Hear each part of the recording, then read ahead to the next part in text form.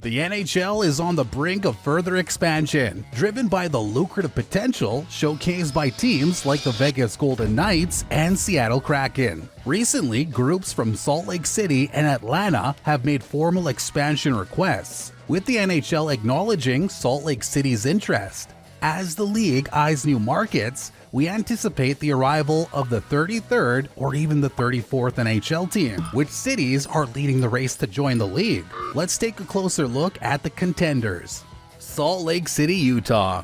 Well, Salt Lake City, once the most likely prospect, now has a brand new hockey team. As we all know, Ryan Smith, the chairman of Smith Entertainment Group and governor of the Utah Jazz, together with Ashley Smith, have both been in discussions with the NHL since 2022, according to a press release by the SEG. In January, the SEG officially requested the NHL to initiate an expansion process for the purpose of bringing an NHL team to Utah. Just 3 months later, the Arizona Coyotes franchise was sold to the SEG Utah Jazz owners Smith Entertainment Group for a whopping $1.2 billion, according to the John Gambadoro of Arizona Sports. You might also be interested to know that the SEG acquired the franchise, its players, and hockey operations. The Coyotes' intellectual property remains with owner Alex Marullo.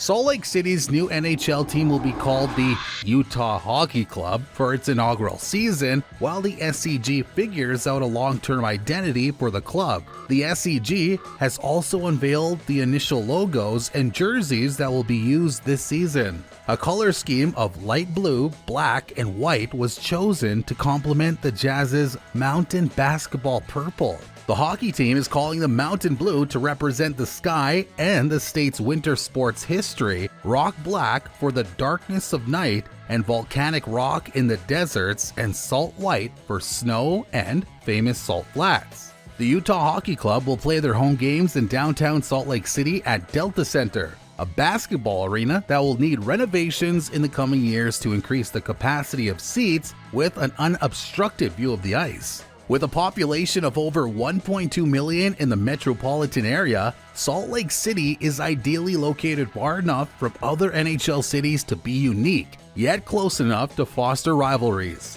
Salt Lake City had the edge over other potential cities due to a solid arena plan, a committed ownership group, an untapped market for most professional sports leagues, and a hockey history dating back to 1969 with the Salt Lake Golden Eagles of the Western Hockey League.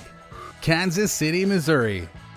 Next on our list is the one and only Kansas City. With over 2.3 million people living there, Kansas City is a lively place for sports. It's where you can find the Kansas City Chiefs from the NFL, the Kansas City Royals from the MLB, and Sporting Kansas City from the MLS. Fans of the Chiefs are particularly passionate, especially since they've won the Super Bowl 3 times in the past 5 years. On top of that, Kansas City is also home to the Mavericks, a hockey team linked with the NHL's Seattle Kraken and AHL's Coachella Valley Thunderbirds. The T-Mobile Center, a big arena suitable for NHL games, is right in the middle of the city. If a new team were to join Kansas City, they'd be competing with the St. Louis Blues and other nearby teams like the Colorado Avalanche and Dallas Stars. Cincinnati, Ohio. During this year's All-Star Game, NHL Commissioner Gary Bettman and Deputy Commissioner Bill Daley brought up Cincinnati alongside Kansas City, indicating that the city has shown interest in getting an NHL team in recent years. Cincinnati has been looking into its arena situation because the Heritage Bank Arena is getting old and might need to be replaced with a new one. Right now, the city is home to the Cyclones, a hockey team affiliated with the NHL's New York Rangers and the AHL's Hartford Wolfpack. On January 6th, the Cyclones had their second biggest crowd ever, with around 14,000 fans showing up. However, a major argument against bringing an NHL team to Cincinnati is that the Columbus Blue Jackets are nearby. Even though Columbus is a bigger city, its attendance numbers aren't as high as some other NHL teams. Atlanta, Georgia. The NHL is consistently interested in Atlanta, its frequent choice for a comeback. On March 12, the Alpharetta Sports and Entertainment Group, led by former NHL player Anson Carter, expressed interest in bringing the league back to Georgia. This group is the latest among several looking to revive an NHL team in Atlanta, which previously hosted the Atlanta Flames from 1972 to 1980, now the Calgary Flames, and the Atlanta Thrashers from 1999 to 2011, now the Winnipeg Jets. Both teams moved due to poor ownership. Atlanta's attractiveness is boosted by its rapidly growing metropolitan area, now the sixth largest in the United States with 6.3 million people, bigger than metro areas like Washington and Philadelphia, which both have NHL teams. The NHL is the only major sports league without an Atlanta team. The city already hosts the MLB's Atlanta Braves, the NBA's Atlanta Hawks, and the NFL's Atlanta Falcons, and MLS's Atlanta United FC. Additionally, Turner Network Television, TNT, a major NHL broadcaster in the United States, is based in Atlanta. Notably, Atlanta United FC joined MLS in 2017 and quickly became the fourth most valuable team in the league. The NHL likely sees great potential in tapping into this profitable market. Houston, Texas. Another city gaining attention in NHL expansion talks is Houston.